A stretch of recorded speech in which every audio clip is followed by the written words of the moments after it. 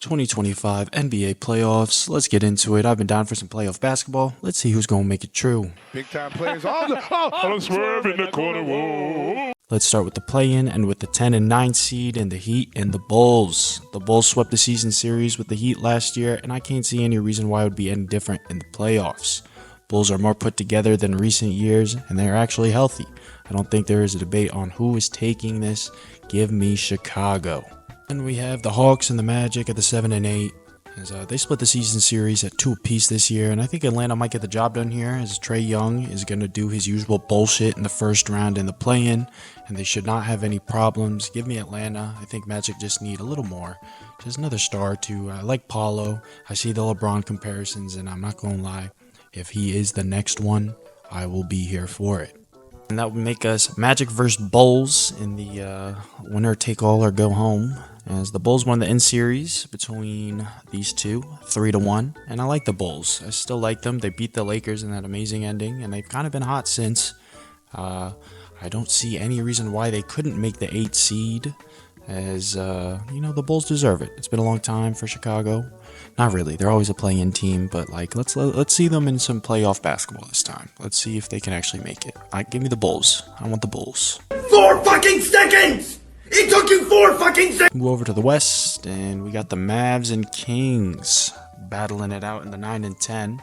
I feel like even though AD is not fully healthy, he can only carry the shitty decisions of Nico Harrison for so long.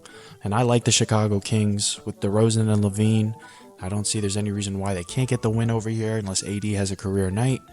But I feel like AD is still not 100%, and the Mavs got to reset and hit the reset button. And expect a big game from Sabonis. So give me the Kings here.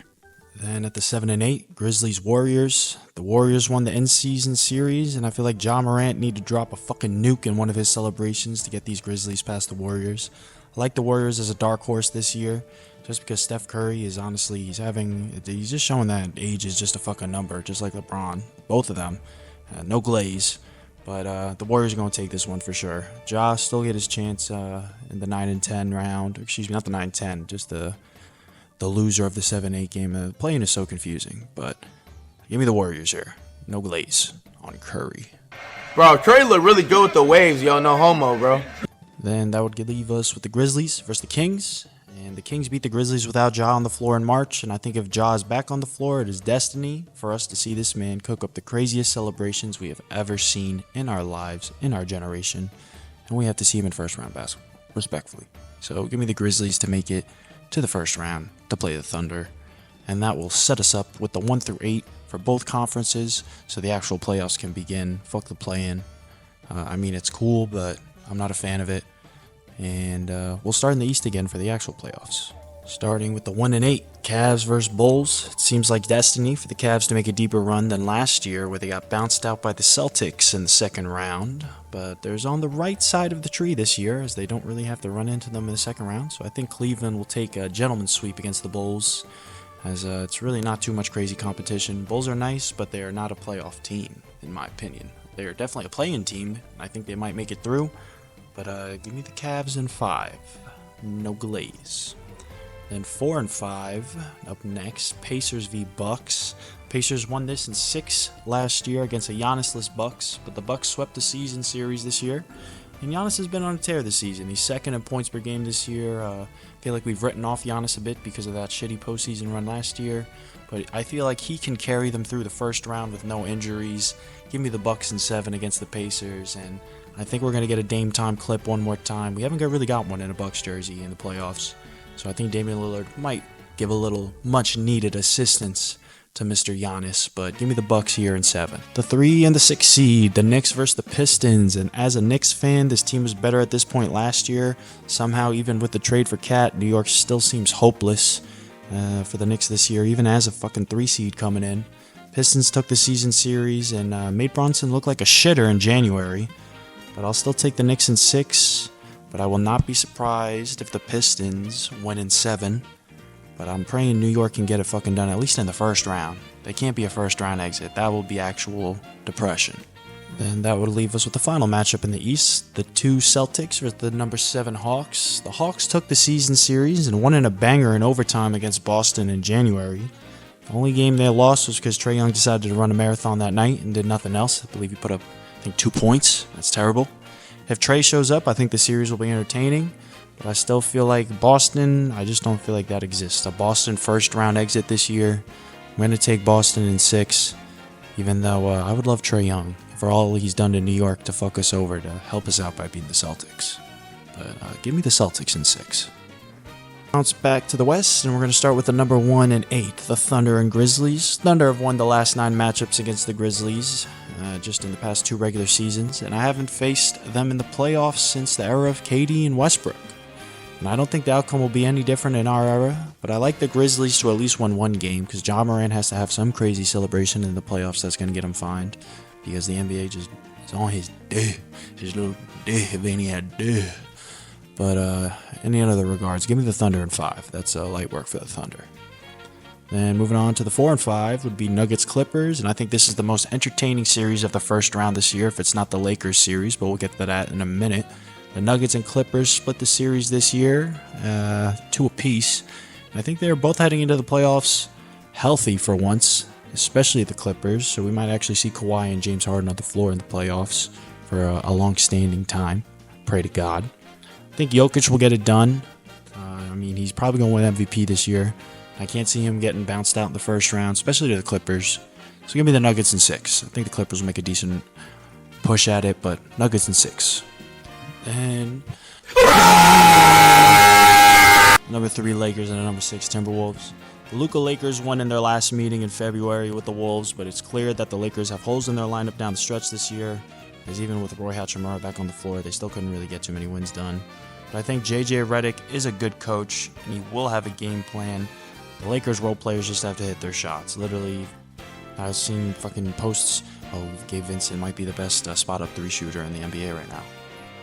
Garbage-ass player. We also got to pray that LeBron Bond actually gets to the floor. He's been out with a groin injury, but I think he's going to be able to play through it. They got this is the best shot he's had at a title in the past since his last one. So Edwards is going to be Edwards. Leon Edwards might be giving them the shits, the 1-2, but I can't see it. Give me LeBron and the Lakers in 6 and move them on. Respectfully, Luka could have been in the back smoking crack. Then to the 2 and 7 Rockets Warriors, and I think y'all are going to call me crazy, but growing up watching James Harden, the Warriors have ran Houston out of the playoffs my entire adult life, and I don't think they're going to get it done this year. If Curry puts up 2 points in one of those games where he decides he doesn't want to play basketball anymore, he did have a couple of those this season, I just seriously, I can't see the Rockets beating the Warriors. Not this year. At least as long as Curry's on that team, it's not happening. I'll take the Warriors in 6, as I think the Warriors are a dark horse this year.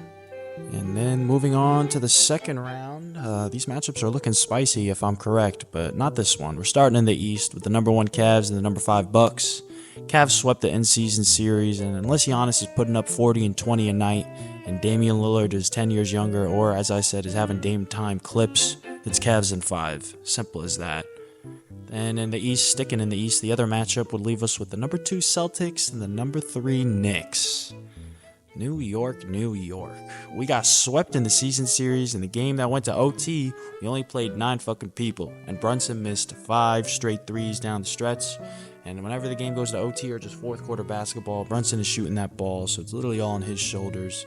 I would argue that the Knicks have a top 5 starting 5 rotation in the league, but that's the only problem. They only got 5 fucking people. The Knicks need a bench. Unless the whole team is doing crack before the game and they're getting 40 minutes out of everybody, no injuries, it's unfortunately going to be Celtics in 5, but I pray I'm wrong. And that would move us on to the West. And now this is playoff basketball in the West if these matchups become true. The Thunder and Nuggets will start us off at the 1 and 4, and they split their series at 2 apiece this year. I'm not going to lie, this is a very tough matchup to predict. The Thunder are the best team in the league in my opinion, and I think it'll take the most complete team in the league to take them on, and I think that would be the Nuggets. Could argue they also have holes, but they actually have bench players and a rotation similar to the Thunder, who also have that.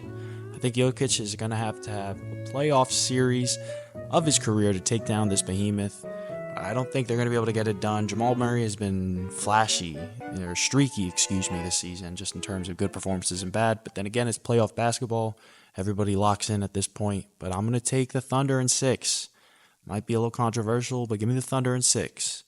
And for the last West playoff matchup, you're telling me this is not playoff basketball? 3 Lakers versus the 7-seeded Warriors. It's only right that we get one last duel between the King and Curry in the playoffs. Lakers have won it 2 years ago, and that was without Luka. So all their games this year have been entertaining to watch. They've been must-watch. Both teams made trades at the deadline and are going to end up in the playoffs. I mean, it's exciting to see what could happen. I hope this comes true, as this will be must-watch playoff basketball. As I'm going to take LeBron in 5 this year, as I think they're going to get it done one game quicker than they did 2 years ago, now that they got Luka. Give me the Lakers to make the fucking conference finals, boys. And this would leave us with the Eastern Conference Finals looking like this. The number 2 Celtics taking on the number 1 Cavs. I think it's fate. It's the only right series in the East, unless some sort of injury comes out of the blue that could shake it up. Celtics made short work of the Cavs last year without Mitchell in the playoffs, but this year it is the true duel if, again, both teams can make it to the conference finals unscathed.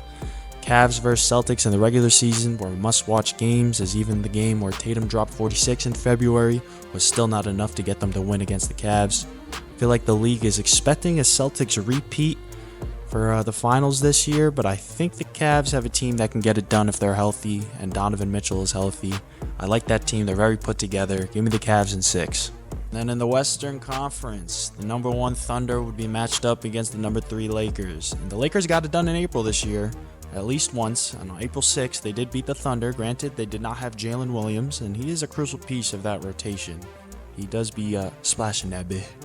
But Lakers will need to be in the peak form for them to make a run at the best team in the league, in my opinion. I think Luka the Don will have another career-defining postseason run this year, as he did similarly last year, beating Ant in the Western Conference Finals. In my heart, with my glaze for my GOAT, give me the Lakers in 7 against the Thunder. And when it comes true, I will make sure I said it first. Just like LeVar, I speak it into existence. Give me LeBron and the Don Luka Doncic to make the finals this year. Lakers in 7. Tell me the NBA script writing wouldn't go absolutely fucking crazy for this. LeBron James returns to Cleveland in the finals, but in a Lakers uniform. The number 1 seeded Cavs versus the number 3 seeded Lakers. And in my opinion, if the Lakers can make it to the finals, I truly see nothing stopping this run. Unless LeDick decides to tear again and LeBron is out for the playoffs early, then this whole video is in the shitter. But Luka already had a shitty finals performance last year, similar to Kobe in his first finals performance. Missing shots, or not finals performance, I believe it might have been playoffs. Either way, he was missing that early in his career. If he can make it back, I feel we will see why Luka is a Hall of Famer in the making. I think Luka on the drive. The King has now arrived. Give me the Lakers in 5, baby.